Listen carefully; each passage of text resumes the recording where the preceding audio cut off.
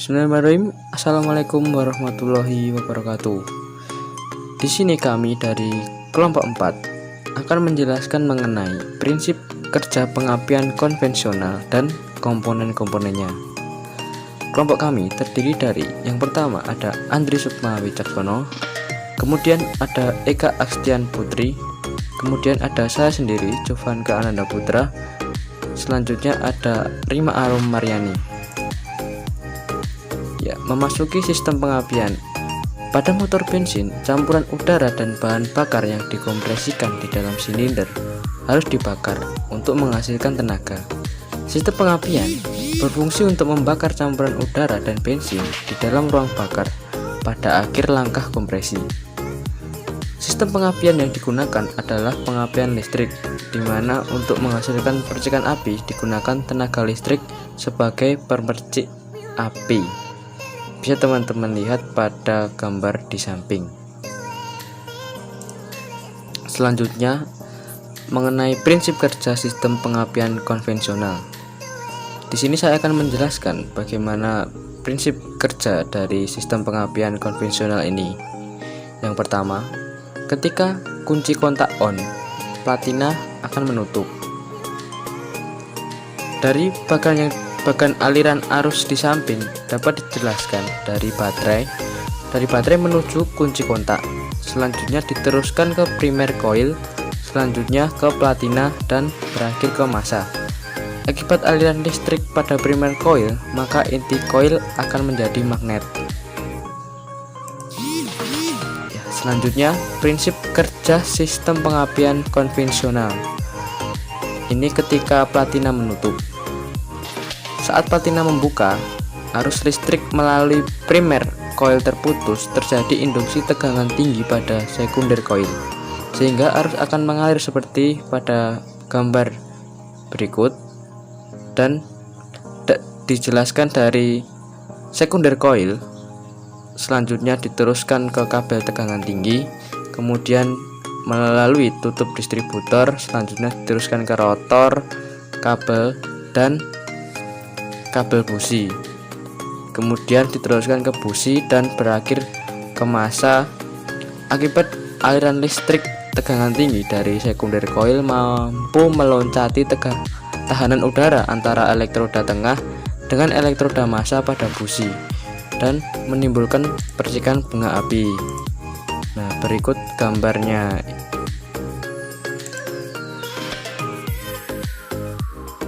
Di sini saya akan menjelaskan komponen sistem pengapian. Yang pertama ada baterai, fungsinya yaitu sebagai sumber tenaga listrik. Yang kedua ada fuse atau sekring, fungsinya sebagai pengaman arus listrik. Yang ketiga ada ignition switch atau kunci kontak, fungsinya untuk memutuskan dan menghubungkan aliran listrik dari baterai ke koil. Komponen yang keempat ada distributor, fungsinya untuk mendistribusikan atau membagi tegangan tinggi yang dihasilkan koil ke tiap-tiap busi sesuai dengan urutan penyalaan atau firing order. Dapat kita lihat ini adalah gambar dari distributor. Kemudian komponen yang kelima ada ignition coil atau koil pengapian. Fungsinya yaitu untuk mempertinggi tegangan listrik dari 12 volt menjadi 20.000 hingga 30.000 volt. Agar dapat mempertinggi tegangan listrik, pada ignition coil terdapat dua kumparan. Yang pertama ada kumparan primer. Kumparan primer ini menciptakan medan magnet, penampang kawatnya besar, dan jumlah gulungannya sedikit, yaitu kurang lebih 400 gulungan. Yang kedua, kumparan sekunder. Kumparan sekunder ini merubah induksi menjadi tegangan tinggi, penampang kawatnya kecil, dan jumlah gulungannya banyak, kurang lebih 30.000 gulungan. Kemudian komponen yang keenam ada ignition coil with resistor. Fungsi resistor di sini itu ada dua, yaitu yang pertama untuk mengurangi penurunan tegangan pada secondary coil pada saat putaran mesin tinggi. Yang kedua, untuk menstabilkan arus yang masuk ke kumparan primer. Ada dua tipe resistor. Yang pertama ada external resistor type dan integrate resistor type. Kemudian komponen yang ketujuh ada resistor. Nah, koil tanpa resistor maka nilai tahanan gulungan primer besar, sehingga membutuhkan waktu lama agar arus yang masuk ke gulungan primer mencukupi untuk pembentukan medan magnet. Kemudian, koil yang dilengkapi dengan resistor, nilai tahanan pada gulungan primernya menjadi lebih kecil. Akibatnya, arus yang masuk ke gulungan primer dapat segera mencukupi untuk pembentukan medan magnet. Dapat kita lihat ini adalah grafik putaran mesin dan tegangan pada primary coil. Komponen yang selanjutnya adalah coil. Yang pertama yaitu coil tipe open magnetic path coil. Cara menaikkan tegangan pada gulungan sekunder. Pertama, dengan menambah jumlah gulungan, tetapi akan berakibat coil menjadi lebih besar dan berat.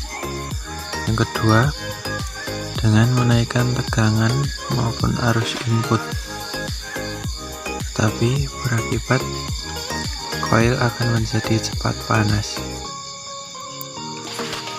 Tipe yang selanjutnya adalah closed magnetic path coil. Coil jenis ini biasanya dipergunakan pada mobil yang dilengkapi dengan igniter atau pointless ignition. Coil jenis closed magnetic path dengan inti besi model tertutup dapat meningkatkan medan magnet pada inti besinya, sehingga walaupun jumlah gulungan kawat tembakanya sama dengan jenis open magnetic path, tetapi outputnya menjadi jauh lebih besar, sehingga berat dan besarnya coil dapat dikurangi atau diminimalis. Pemeriksaan coil jenis closed magnetic path pada Daihatsu. A. Dari positif baterai kunci kontak menuju positif coil. B. Negatif coil menuju ke platina. C. Dari kunci kontak posisi starter melalui dioda. Komponen yang selanjutnya adalah dioda. Pada saat di starter, arus dari baterai lebih banyak mengalir ke motor starter, sehingga tegangan baterai akan drop dan mengurangi arus yang mengalir ke kumparan primer. Akibatnya, tegangan tinggi secondary coil rendah, bunga api pada busi menjadi lemah, dan menjadikan mesin sulit hidup. Untuk mencegah kejadian seperti itu, pada saat posisi start, arus yang mengalir ke kumparan primer di bypass tanpa melewati resistan, sehingga arus yang mengalir ke kumparan primer mencukupi. Seperti pada skema berikut ini, dari baterai menuju ke motor starter, dari terminal 50 motor starter menuju ke kontak posisi starter, kemudian melalui dioda dan langsung menuju ke positif coil.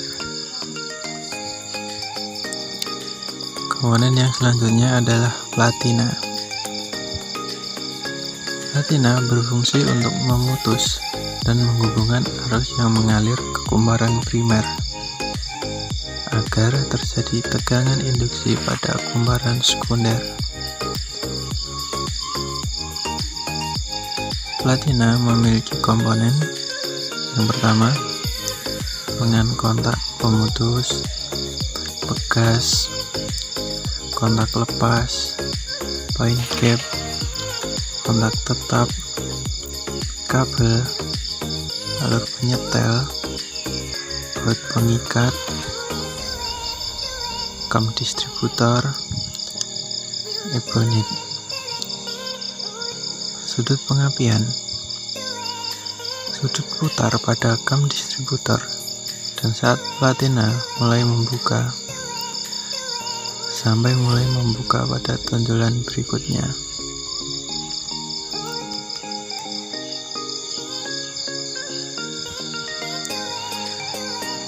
Sudut dual. Sudut cam distributor pada saat platina mulai menutup dari A sampai platina mulai membuka di titik B. Pengaruh sudut. Jika sudutnya terlalu besar berakibat yang pertama, celah platina akan menjadi kecil. 2. Arus yang mengalir ke primer coil terlalu lama. Kemagnetan pada coil menjadi jenuh dan berakibat platina akan panas. Jika sudut terlalu kecil akan berakibat pada yang pertama, celah platina menjadi lebar. Yang kedua, arus yang mengalir ke primer coil terlalu singkat. Yang ketiga, kemagnetan tidak tercapai maksimum. Terakhir, tegangan induksi kumparan sekunder kurang. Selanjutnya, kondensor. Fungsi dari kondensor ialah mencegah terjadinya loncatan bunga api listrik pada platina dengan cara menyerap arus induksi. Kapasitas dari kondensor dapat diidentifikasi dengan warna kabelnya. Warna hijau 0,18 mikrofarad, warna kuning 0,22 mikrofarad, warna biru 0,25 mikrofarad, dan putih 0,27 mikrofarad. Kemudian pemaju saat pengapian. Ada 3 jenis. Yang pertama, governor atau flange. Fungsinya untuk memajukan saat pengapian berdasarkan putaran mesin. Cara kerjanya, pada saat mesin berputar pada putaran tinggi, maka flywheel akan mengembang berdasarkan gaya sentrifugal akibat dari kecepatan berputarnya as distributor. Pada saat flywheel mengembang, akan mendorong kampret untuk bergeser beberapa derajat mendahului as distributor. Akibatnya, camlock akan terbawa, bergeser, dan menyebabkan timing pembukaan platina menjadi maju. Yang kedua, vacuum advance. Fungsinya untuk memajukan saat pengapian sesuai dengan besarnya beban mesin. Cara kerjanya, pada saat beban rendah atau menengah, kecepatan pembakaran rendah karena campuran udara dan bahan bakar kurus. Akibatnya, pembakaran campuran udara dan bahan bakar menjadi lambat. Agar tekanan pembakaran maksimum didapat pada 10 derajat sesudah TMA, maka timing pengapian harus dimajukan. Yang ketiga, double vacuum advance.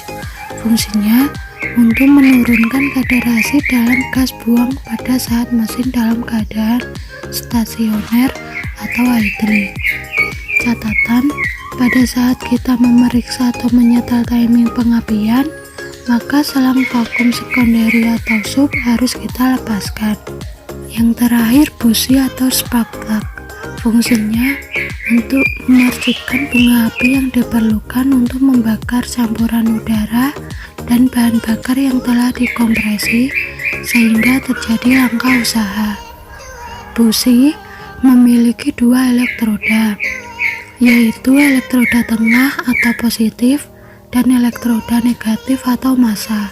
Setelah arus listrik dibangkitkan oleh ignition coil menjadi arus listrik tegangan tinggi, kemudian arus tersebut mengalir menuju distributor, kabel tegangan tinggi, dan ke busi. Pada busi, arus melompat dari elektroda tengah ke elektroda negatif atau massa sehingga menimbulkan loncatan bunga api yang dibutuhkan untuk membakar campuran udara dan bahan bakar. Sekian dari kelompok kami, kelompok 4, mengenai sistem pengapian. Apabila ada salah kata, kami mohon maaf yang sebesar-besarnya. Terima kasih. Wassalamualaikum warahmatullahi wabarakatuh.